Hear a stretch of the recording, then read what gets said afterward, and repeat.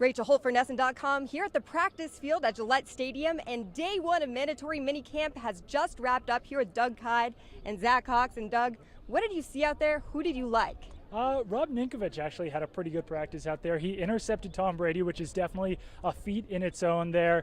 He was dropping back into coverage a little bit more than we're used to seeing, so that's certainly something to watch moving forward here.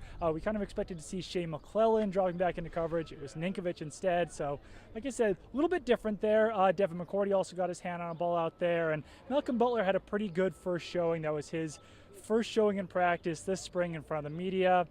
So he seemed to step up pretty well. Cyrus Jones, the rookie, did pretty well. So on the defensive side of the ball, those are the guys who kind of stood out the most to me.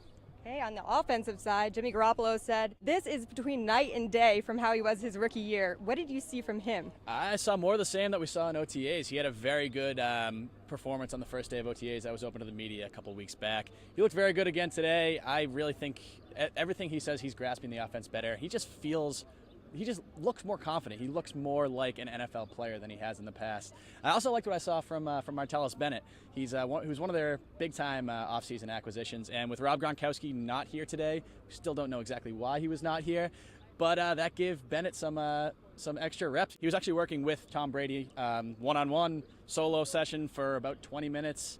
And he said after the practice here, he's really trying to build that camaraderie with his quarterback. And I think he's off to a good start. Doug, along with the absence of Rob Gronkowski, any other big surprises out there? Logan Ryan wasn't out there, so we still don't really know what's going on with that. Daron Harmon, his college teammate, one of his good friends, also wasn't out at practice, but Malcolm Butler returned, Frank Kierce returned, Alan Branch returned, and Joe Cardona returned. So some guys were back on the practice field here, so that was definitely a good sign there for the Patriots, especially with Butler coming back. All right, for all your Patriots news, keep it here on Nesson.com.